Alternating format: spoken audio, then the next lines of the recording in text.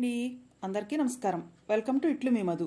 ఈరోజు మన వీడియోలో సింపుల్గా ఎంతో టేస్టీగా ఉండే రవ కేసరి చేసుకుందాం. ఈ రవ కేసరిని నేను చేసే ప్రాసెస్లో కనుక చేస్తే ఎంతసేపు అయినా కూడా మీకు గట్టి పడకుండా చాలా బాగుంటుంది. ఈ రవ కేసరిని ప్రసాదంగానే కాదండి, పిల్లలు ఏదైనా స్వీట్ తినాలనిపించినా కూడా ఈజీగా చేసుకోవచ్చు. ముందుగా స్టవ్ ఆన్ చేసి ఒక ప్యాన్ పెట్టుకుని 2 స్పూన్స్ నెయ్యి వేసుకున్నాను. నెయ్యి కొద్దిగా వేడయ్యాక జీడిపప్పు, బాదం పప్పు వేసుకుని అవి ఇలా దోరగా వేగాక కొన్ని కిస్మిస్ కూడా వేసుకుని ఈ మొత్తాన్ని మంచి గోల్డెన్ కలర్లోకి వచ్చే వరకు ఇలా వేయించుకోవాలి. వీటిని ఇలా వేయించుకుని తీసి పక్కన పెట్టుకోవాలి. మళ్ళీ అదే బాండీలో 1 స్పూన్ నెయ్యి వేసుకుని నేను ఇక్కడ 1 కప్పు బొంబాయి రవ్వ తీసుకున్నాను. అదేనండి, సూజీ ఉప్మా రవ్వ అంటారు కదా, ఆ రవ్వ. రవ్వ వేసుకున్నాక స్టవ్ని లో ఫ్లేమ్లో పెట్టుకుని ఇలా కంటిన్యూగా వేయించుకుంటూ ఉండాలి. కొద్దిగా ఇలా వేగాక మళ్ళీ ఒక 2 స్పూన్స్ నెయ్యి వేసుకున్నాను. ఈ రవ్వ కొద్దిగా కలర్ చేంజ్ అయ్యి మంచి అరోమా వచ్చే వరకు వేయించుకోవాలి. ఈ రవ్వ వేయించుకోవడంతోనే రవ్వ కేసరి టేస్ట్ చాలా బాగుంటుంది. ఈ రవ్వ ఇలా వేగుతూ ఉంటుంది. ఈలోపు ఇంకో స్టవ్ మీద ఒక గిన్నె పెట్టుకుని నీళ్లు వేడి చేసుకోవాలి. మనం తీసుకున్న 1 కప్పు రవ్వకి 4 కప్పులు నీళ్లు వేసుకోవాలి. 1 కప్పు రవ్వకు 4 కప్పులు నీళ్లు వేసుకోవటం వల్ల కేసరి చల్లారాక కూడా గట్టిగా అవ్వకుండా టెక్స్చర్ బాగుంటుంది.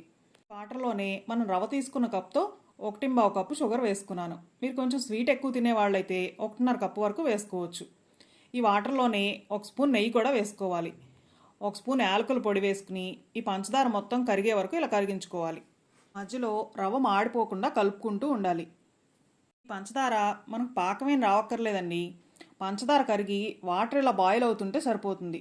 వాటర్ బాయిల్ అయ్యేప్పుడు స్టవ్ ఆఫ్ చేసుకోవచ్చు. ఈ లోపు మనకి రవ్వ కూడా చక్కగా ఫ్రై అయి ఉంటుంది. చూసారా, కొద్దిగా కలర్ కూడా చేంజ్ అయింది.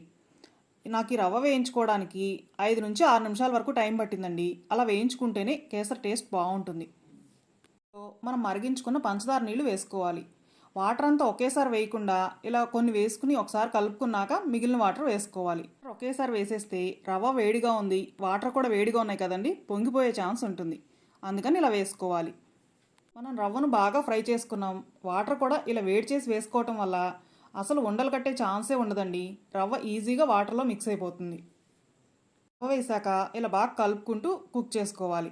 చూసారండి, ఇప్పుడు బాగా పలచగా ఉంది కదా, ఈ టైంలో కొంచెం మూత పెట్టి ఒక 2-3 నిమిషాలు ఇలా ఉడికించుకుంటే బాగా ఉడికి దగ్గరకు వస్తుంది. స్టవ్ని లో ఫ్లేమ్లో పెట్టి ఉడికించుకోవాలి.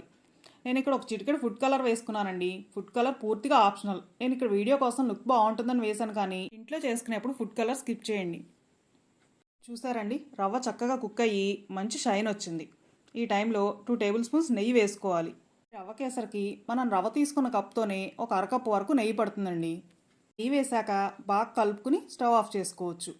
ఈ కన్సిస్టెన్సీలో ఉన్నప్పుడే స్టవ్ ఆఫ్ చేసుకుంటే కేసరి చల్లారాక కూడా గట్టిపడకుండా బాగుంటుంది. ఇప్పుడు మనం ముందుగా వేయించి పెట్టుకున్న డ్రై ఫ్రూట్స్ కూడా వేసుకుని బాగా కలుపుకుంటే ఎంతో టేస్టీగా ఉండే రవ్వ కేసరి రెడీ అవుతుంది. ఈ రవ్వ కేసరిని దేవీ నవరాత్రుల్లో అమ్మవారికి 6వ రోజు నైవేద్యంగా సమర్పిస్తారు. చూస్తుంటేనే నోరూరుతుంది కదండి.